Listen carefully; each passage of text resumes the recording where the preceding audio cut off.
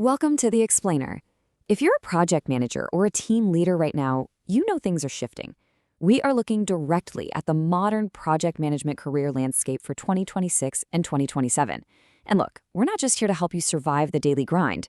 We want you to strategically thrive and, crucially, help your teams actually see a real future for themselves. So we're going to crack open some exclusive data and expert frameworks to show you exactly how to build a completely future-proof career. All right, let's dive right into the market reality because it is massive. The global economy is going through this total transformation right now. And get this, it's going to need up to 30 million more skilled project professionals by 2035 just to keep up. I mean, think about it. Digital shifts, massive AI integration, huge sustainability pushes. Literally none of that happens without skilled leaders pulling the strings. So yeah, it is absolutely a candidate's market right now. And if you're wondering about the financial stakes, well, they are incredibly clear right out of the gate. Certified PMP professionals in the US are pulling in nearly a 24% premium over their non-certified peers. We're talking a median of $135,000. And if you've held that certification for over 10 years, that median skyrockets to $173,000. So, long story short, investing in globally trusted frameworks definitely pays off big time.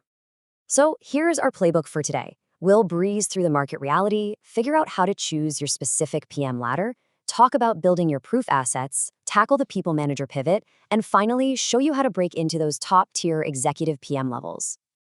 Okay, Section 1, the market reality, AI, transformation, and the talent gap. Now, Dr. Kelly Hewer brings up a really fascinating point here. She points out that the skills you need for your job could change by as much as 70% in the next 5 years. Let that sink in. But here's the good news. AI isn't replacing the project manager. It's just redefining the work. It takes over the boring administrative heavy lifting, which actually makes adaptable, continuous learners, the folks who can manage complex, cross-functional teams, more valuable than ever before. Moving right along to Section 2. Choose your PM ladder, moving beyond the single path. You absolutely have to avoid looking like a generalist, because generalists just get filtered right out by hiring panels. Instead, you need to align your career and the careers of the people you manage with one of these 3 distinct tracks. You've got the delivery PM, who ships outcomes, the governance PM, who controls risk, and the portfolio PM, who sets the strategy. If you're leading a team, you've got to ditch the idea of this rigid, one-size-fits-all title ladder. Build a competency map across these specific tracks. Show your people they actually have options based on what they're truly good at, not just how many years they've sat at a desk. All right, Section 3, building your proof assets, the absolute currency of promotion. Here's the crucial takeaway. Getting promoted in 2026 is no longer about time served. The old way was, just doing tasks for 3 years and waiting for your title bump. That's over. The new way is all about presenting proof assets that actively reduce anxiety for your executives. We're talking about clean decision logs, bulletproof risk registers, and crystal clear stakeholder maps. You're shifting the whole conversation from, I did these tasks, to, I built this system that protected our entire budget. And these proof assets have to evolve as you climb. At the mid-level, you're proving you can actually ship outcomes. Senior level, your assets have to prove you can govern real complexity and risk. And at the executive level, you're designing entire enterprise operating systems. Now, if you manage a team, this is huge. Anchor their long-term career goals directly to their immediate project milestones. Literally tell them, hey, to get to senior, you need a risk governance asset. So let's use this current Q3 software rollout to build exactly that. Because honestly, if a resume or a self-evaluation just says delivered on time, it's getting passed over. Mid-level PMs need a whole portfolio of measurable, defensible outcomes where they managed real, high-stakes trade-offs. You literally have to prove you were the one in the room making the tough calls between scope, time, cost, and quality, and that you've got the clean issue tracking dashboards to back up every single decision. Let's jump to Section 4, the people manager pivot, going from technical expert to true leader. Stepping into people management isn't just slapping a new title on your email signature. It's a completely different job.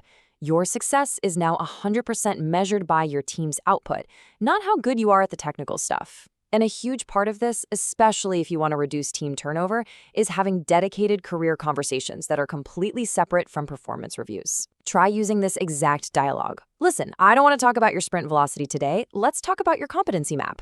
Where do you want to be in 2 years, and how do we use your current projects to build those proof assets? I promise you, that is how you make your people feel seen, valued, and ready to stay. Making this pivot means adopting a totally new toolkit. You have to literally stop doing the technical tasks yourself, which I know is super hard, and actually start delegating. You need to be actively coaching your juniors and tapping into your emotional intelligence to smooth out cross-functional conflicts before they turn into drama. It's all about strategic thinking now. You're aligning your team's daily grind with the company's big picture goals while mentoring them on their own career paths at the exact same time. Finally, Section 5, reaching those executive PM tiers, Director to Chief Project Officer. Look, at the executive tier, absolutely no one cares if you know how to update a schedule or run a daily stand-up. They need you to design massive enterprise delivery systems. Your entire job shifts from delivering what you're told to deciding what not to do. You are the one allocating capital, setting up rigorous stage gate governance, scaling talent systems, and making incredibly high-stakes, low-emotion, kill or continue decisions on major corporate investments. And let me tell you, building these executive-proof assets pays off in a huge way. Top-tier tech firms like Apple and Google, giant consulting groups, massive construction firms, they are offering compensation packages for these strategic roles that easily blow past $150,000, frequently exceeding $200,000 and even $300,000. The market explicitly, heavily rewards the people who know how to completely de-risk enterprise execution. So, I want to leave you with a bit of a challenge. Take a hard look at your own career today. Seriously, right now. Open up your calendar, look at your deliverables for this week. Are you just crossing off daily tasks and surviving the grind? Or are you actively building the proof assets and competency maps that will actually secure your future in leadership? Start having those strategic conversations today. Start mapping those assets out. Take the reins of your career trajectory.